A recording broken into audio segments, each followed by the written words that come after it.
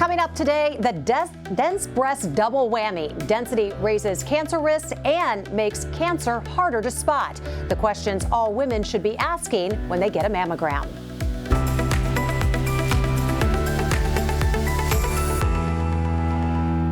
Good morning. It is Friday, March 24th. I'm Jessica Lovell, and welcome to the Morning Medical Update.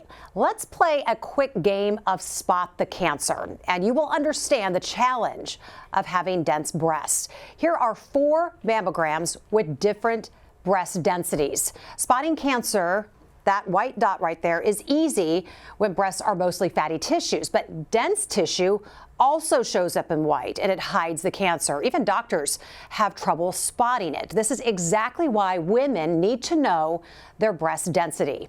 This helpful animation comes from the website densebreast-info.org. Today's program isn't meant to scare you. We want to empower you and make sure that you have the knowledge that could end up saving your life.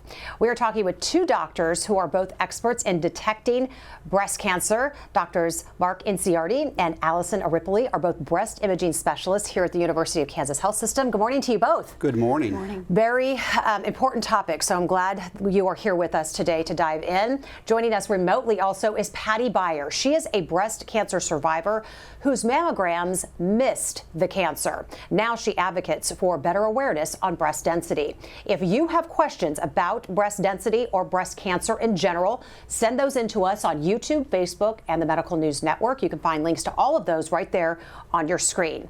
Patty, I want to start with you. Good morning. You were diagnosed in 2016. And just to clarify, you live in Illinois. All of your treatment was in Illinois. But were you getting your yearly mammograms? Absolutely. Since the time I was 40. So the cancer was discovered in when I was 64. So 24 years later. Yeah. Good girl, getting them every single year since 40. We like to hear that. So how did you learn, though, that you had breast cancer? I had it was a time where the North Shore University healthcare system, where I went in the northern suburbs of Chicago. So I had my mammogram, and at that time I also had an ultrasound. So I got a recall to go in the next day, and Dr. Spear, chief of mammography at North Shore, did a targeted ultrasound and then a needle biopsy. And I got the confirmation that I had invasive breast cancer. So at the time, were you aware of your breast density? Well, you know, I think I was telling my sister who lives in California, I was telling her it was time for my mammogram. And she said, oh, yeah, I just had mine. And she said, I have dense tissue. And I said, oh, you do? And I'd been told in 2007, they had done a targeted ultrasound, and the radiologist said, did you know you had dense tissue? And I was like, no. And when I asked my doctor about it, he said, oh, that means you have breasts like a young woman. So that was all I knew about it. My sister, they had a law then in California that required women be told and be given an ultrasound for additional screening. So she said, you should ask for one. So I did. And it revealed the cancer that had been there for quite some time, I was told. So you heard dense tissue, and you really didn't think it was that big of a deal, but come to find out, it was. You find out you have cancer. What kind of treatment did you go through? I was able to choose, and so I chose a lumpectomy, and then there was it's a dirty margin where the cancer was on a chest bone, and so they couldn't get that piece. So I had targeted radiation, 16 sessions, and then a Arimidex for 5 years. So that was it. So Patty, your story did not end with getting cancer and then becoming a survivor. You actually helped get a state law passed in Illinois called the Breast Density Inform Law. Tell us about that. Well, I called, I was immediately on the internet and trying to figure out why this had happened or what was going on. And I called my gynecologist and I told her, I said, no one ever told me I had breast density. like this. And she said, well, I deal with a lot of South Korean patients, and they'll go to South Korea to get an ultrasound because we don't do that in Illinois. They had tried to pass the law 4 years before, and it had failed. So I said, so you mean that because I live in Illinois and not California, I don't get this additional screening? And she said, yep, too bad for you. So I went upstairs to my husband and I told him, and he said, you know what? We're getting that law passed. We're going to have one in Illinois too. So that is a story. How did that make you feel to know that your story helped set this in motion so other women don't have to miss out on that information? Oh, it makes me really happy. And I'm so anxious for women to really advocate for themselves, their own health, and particularly breast health, because knowledge is absolute power. Information is everything. So Kansas does not have a law requiring doctors to notify patients about their breast density, but just 2 weeks ago on the federal level, the FDA updated its standards. Mammogram reports must include an assessment of a patient's breast density. Doctors have until September of 2024 to comply. So docs here at the health system, they've already been doing this. That's the standard here at our place. But I want to hear from both of you. Dr. Ripley, I'll start with you. Just your reaction to this new FDA rule. So the FDA updates really do show that they have commitment to supporting the role of mammography in detecting cancer, especially detecting cancer early, which we know is associated with the best survival. It also allows for a unified front in how we communicate these results to our patients. Dr. Inciardi, your reaction.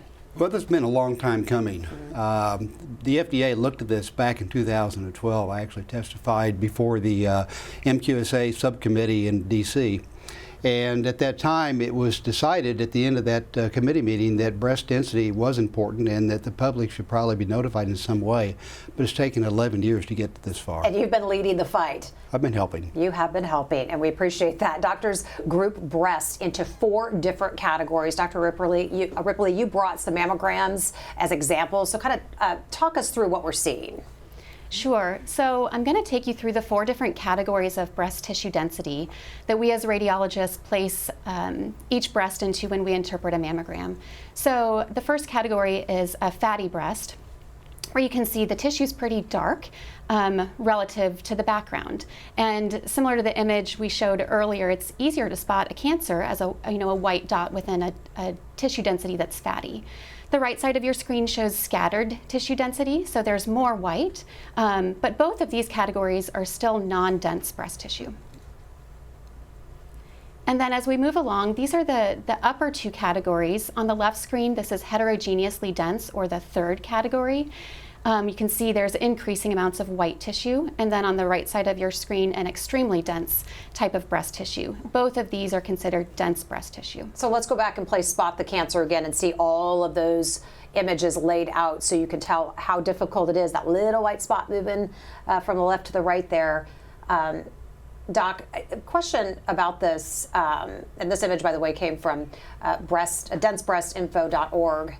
Which has a trove of information, so check them out on dense breast tissue. Very important info that they have there. But can you have scattered and then it moves to more dense as time progresses? That's a good question. Generally speaking, breast tissue density remains the same over time. When we look at women over long periods of time, we do see a subtle decrease in density as women age. Usually it's not significant enough to change a category from a dense breast to a non-dense breast. However, we do see it.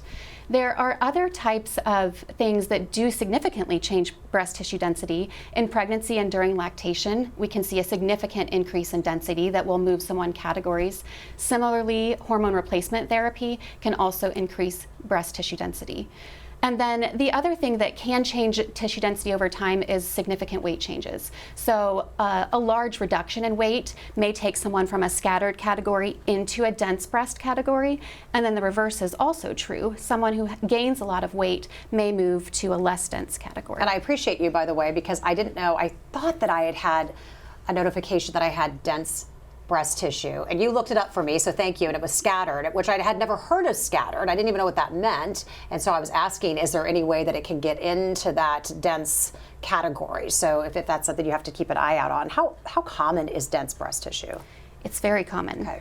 It is estimated that for women over 40, about 40 to 50% of women have dense breast tissue. So if you want to schedule a mammogram, as we're speaking about this, what a great time to do it. You can start the process with a simple text message. Text MAMMO to 913-588-1227, 588-1227, and we're going to keep that info on the screen there for you for a bit. Dr. Inciardi, how long have doctors known about breast density and its risks?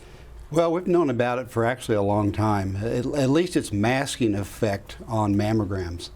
Back in the early to mid-90s, there have been studies performed using ultrasound to screen for breast cancer, and they have routinely found additional cancers that mammograms don't find.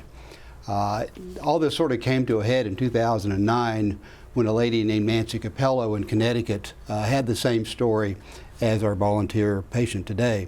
And she got her routine mammograms, missed the cancer, she palpated something in her breast, and went to her physician and said, let's get the ultrasound, found the stage 3 cancer, and then said, well, what's the deal here? And they said, well, you have dense breast tissue and it can miss breast cancers. And she was the instrumental in starting the movement in 2009 in Connecticut, and got the first bill passed for dense breast inform for patients, and now 38 states have passed similar laws. I want to go back, because you were talking about this when you were trying to get Kansas to pass the breast density law. Tell us more about that. What hurdles or challenges were you facing back then, and how far have we come? Well, we were involved in a multi-center research study in 2009 on pioneering a new device for ultrasound detection of cancer, and because of that, I became interested in breast density and its masking effect and its risk, and decided that Kansas might need a breast cancer density law. So I tried to, with the help of a local legislator, start a bill, and it went through the various committees, the health committees in the Senate and in the House, and it passed unanimously in the House, and it failed in the Senate, and it just kind of died there. That was in 2012, and I think we were just kind of ahead of our time. So now where are we? 10 years from 10 that? years later, no one else has taken up the cause to pass it, but we're so close with the federal legislation, which would superimpose everything that occurs in all the states already. And realistically, most facilities in Kansas City are providing that knowledge. Radiologists have to be in a closet hiding away if they haven't heard about it by now. Gotcha. So, Dr. Ripley, a woman finds out she has dense breast tissue. What is she to do with that information? First and foremost, she should be informed, and she should know two things. One, that dense breast tissue increases her risk of developing breast cancer, and two, just like the images have shown, that it's harder for radiologists to find cancer in dense breast tissue. A woman should know that she has other options. So mammography is still the gold standard. Every woman should have a mammogram every single year starting at age 40, earlier if she is high risk. We have other imaging types that we call supplemental exams, and these are used in addition to a mammogram to find cancers that are otherwise not visible on a mammogram. And those options are ultrasound, breast MRI, and contrast-enhanced mammogram. So these are optional exams that she can choose to have in addition to a mammogram. I want to know what questions women should be asking. Patty, I'm going to go back out to you. As an advocate, what questions do you tell women to ask? Well, the first thing that I would say to anyone who told me they had dense tissue is go to densebreast-info.org, and they just have all the information, because you don't want to depend on your doctor or your healthcare professional to tell you, because they might not be up on all the information and the reality of over 50% of cancers are missed on mammograms and dense tissue. And they need to know all of that so that they're taking care of themselves. And when they have that conversation with their healthcare professional, they're ready. They know what to ask for, what options are available to them, because that's the whole point of mammograms, is to have best screening. And many of us need additional screening with a mammogram. Yeah, healthcare, it's a team sport between the doctors and the patients, for sure. Dr. Inciardi, is it possible to tell that you have dense breasts without a mammogram? Are these things that people could pick up doing self-breast exams? And where are we with those?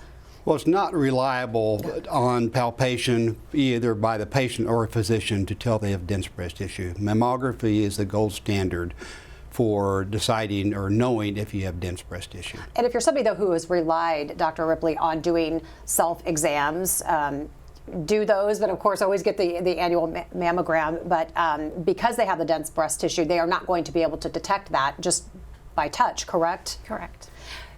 Question, Patty, were you doing self-breast exams, if I could ask? I was, but the cancer was so hidden in the dense tissue. Even my doctor, after I was told I had this, said, oh, he started to give me an exam, and he said, oh, I can't tell. We'll just rely on the screenings. So, yeah, which is always best. Dr. Ripley, what leads someone, though, to get that call back? She got a call back, Patty did, but what are you going to see that you're going to then make a call to say we need to do more further testing? So in the screening setting, if a radiologist finds something that's unclear or abnormal on a screening mammogram, that triggers what we call a callback for more images. The thing that women should know is that this doesn't necessarily mean that there's something wrong. It means that we need more information before we can really make a full assessment. So when we call a woman back for more imaging, usually it's going to consist of either more mammogram images or an ultrasound, or both of these together. And at that time of the visit, we do give patients information. And so we will be able to tell a woman when she comes back for more imaging, nothing's wrong, this was a false alarm, next year you'll return for your annual screening mammogram. But if there is something abnormal that does require like a needle biopsy, we would discuss this with the patient during that time. The other thing to know is that most women who are called back for more images don't end up having cancer. So breast imaging specialists, as we know, have several tools in their toolbox besides the mammograms, so that's good news to take this even further. Dr. Ripley, I'll kind of go through some of what we're seeing here. This breast MRI that we see on the screen, what are we looking at? Sure. So breast MRI is a supplemental exam in the screening setting, and we also use it in the diagnostic setting. So this image is very abnormal, and we have a kinetic color lay over the top, which highlights the abnormality and the difference between the two breasts. When we look at these images, the right breast is actually on the left side of your screen, and it shows a lot more enhancement. So enhancement means we insert an IV into the patient's arm and inject a substance called contrast. And contrast is taken up by cancers. And so on that right breast, you see multiple masses and a lot of increased blood flow, indicating that there are multiple abnormalities consistent with cancer on that breast. So there's also an ultrasound. We want to show video of automated breast ultrasound, ABUS. Dr. Inciardi, what is this useful for? Well, again, it's one of the variety of additional tools we can use to screen for breast cancer. She just talked about MRI. Ultrasound has been around since the 80s, and it's a tool with using no radiation that we can screen for breast cancer using non-ionizing type of energy, and it picks up additional cancers.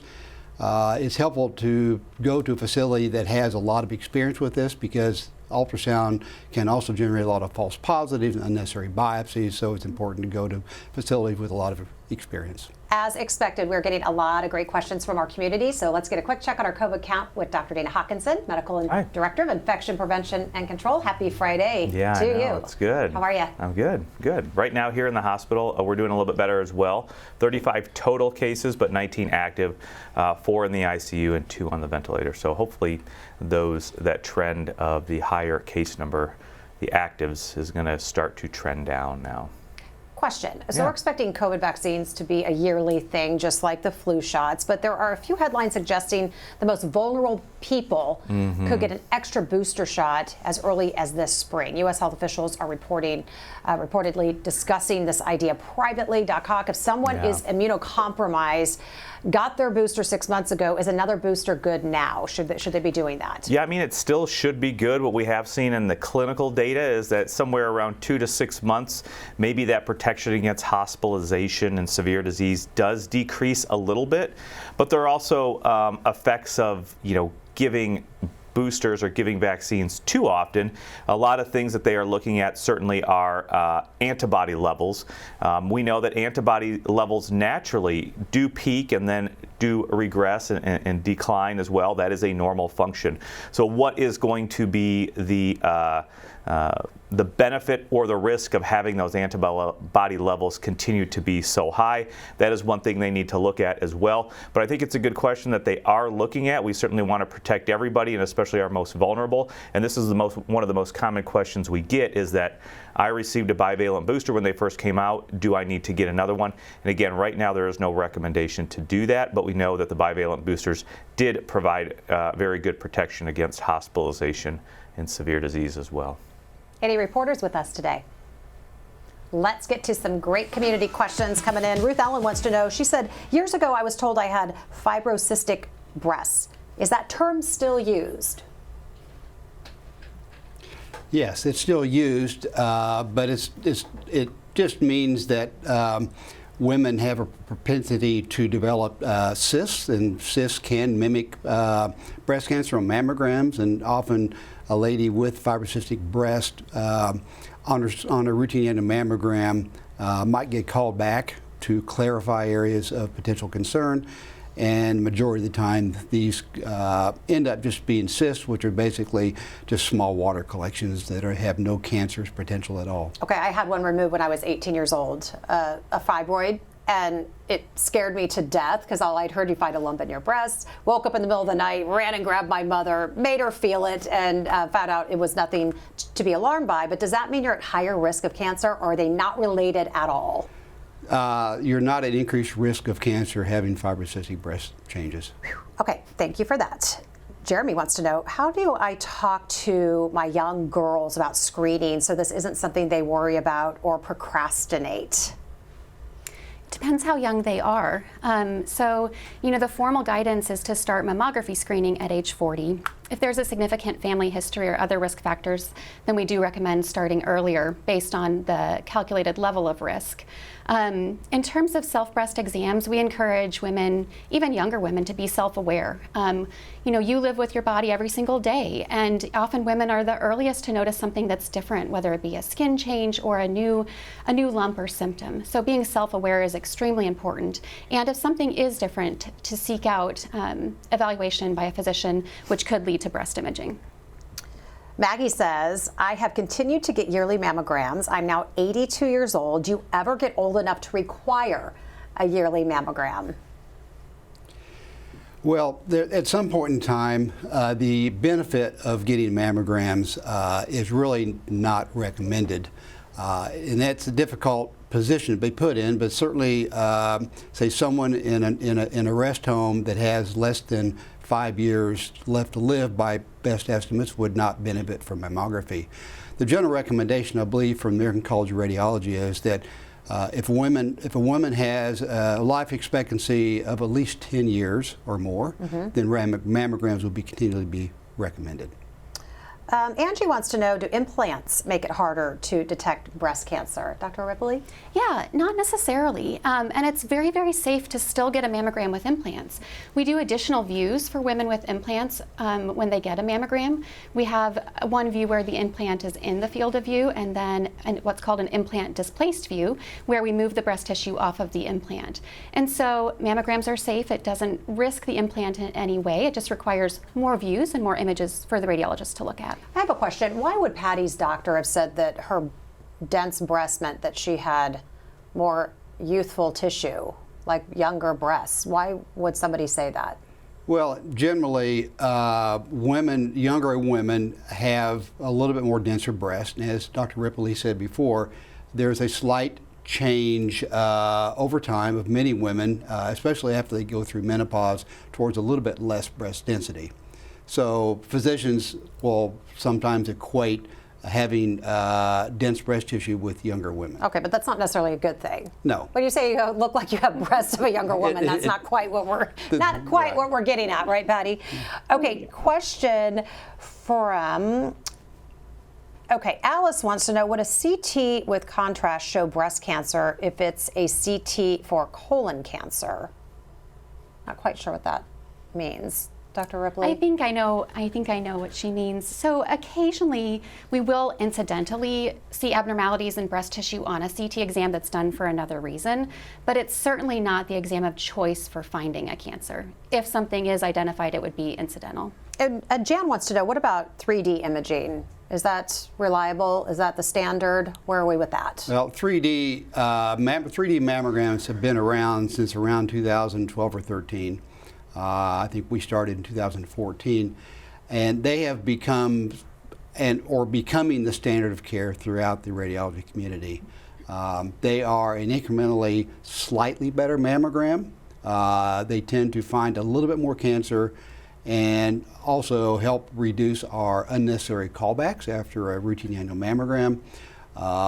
But if you have dense breast tissue, it's generally agreed that it's helpful to consider additional supplementary screenings that we're discussing here. Angie wants to know if you all can comment on the accuracy of thermal imaging mammograms in general and for those with dense tissue. Yeah, that's a harder question to answer. So thermography is not FDA approved for screening for breast cancer, and it's not supported by the American College of Radiology for finding cancer. I'm going to my last question is actually a question I have based on what Jeremy asked earlier. And Jeremy writes into our show daily, and he's raising 3 young daughters. So I want to go back on this because I remember being told back in high school, middle school about doing self-breast exams. Is that something we should be telling teenage girls to do? Because we know they won't be getting mammograms for quite some time. Is that something that should be standard? Just to get into the practice of it? What should those conversations be? And I also have a daughter, so what do we do? Help us parent them well. This is a harder question to answer. For me, it really goes back to the self-awareness. And I think that different medical societies, whether it be the American College of Family Medicine or other OBGYN groups, will have their own recommendations as to promotion or not promoting self-breast exams. But being self-aware is what we can recommend at the greatest. So many great takeaways today. Patty, what's your number one takeaway as we head out into the weekend? Well, if you do live in a state where they don't require notification, you can get your mammogram report, the last one you had, and the first finding a radiologist puts on it is your category of density. And if you're C or D, you need to research. And again, that wonderful website, Joanne Pushkin, who's the founder of densebreast-info.org, told me sometimes angels drop out of the sky. And for me, it was life-saving to become knowledgeable and understand what had happened. It meant everything. So you can do it too. And I say, go you girls. Love it. Thank you for sharing your story and just for surviving, living well, and then turning your story into the greater good. Patty, thank you. We will see you again. It was a joy. It was a joy being here and a real honor that you're doing this wonderful show for women. Thank you so much. You bet. Honor to have you. Dr. Ripley, final takeaway today. I have to echo what our guest just said. Be an advocate for yourself. Know if you have dense breast tissue. We also have a dense breast clinic at KU. If you have questions, if you're wondering, do I need a supplemental exam? Which one should I pick? Which one is right for me? That's what we are here for. But we want all women to know their options and know if they have dense breast tissue. Dr. Inciardi. Where you get your mammogram matters. Experience counts. You can have the best breast surgeon in the world, but if the radiologist doesn't find it early or find all of it, your treatment will be less effective. That's why you're sitting front and center today, Doc. Appreciate you always. Dr. Hawkinson, takeaway today. Further good comments on prevention. We've always continued to endorse prevention. This is one more of those endorsements, especially for breast mammograms and exams. Would like to thank our guests, and also hopefully it will be nice. Everybody can go out and be healthy this weekend if the weather kind of improves. I know the temperature will be good. Try and get out and be active and just enjoy the weekend. Yeah, fresh air and sunshine does the body good. Thank you again to our guests, all of our viewers as always. And again, if you want to read more about dense breasts, visit densebreast-info.org. Everyone, have a fantastic weekend. We'll see you back here Monday at 8. Coming up Monday on the Morning Medical Update. When one woman started seeing double, her doctors blamed her pregnancy, but problems persisted even after giving birth. I'm Jessica Lovell on the next Morning Medical Update. A second opinion leads to the real answer and lets a new mom see her baby clearly for the first time. Monday at 8. Subscribe to our Morning Medical Update and Open Mics with Dr. Stites podcasts. Now, everywhere podcasts are available.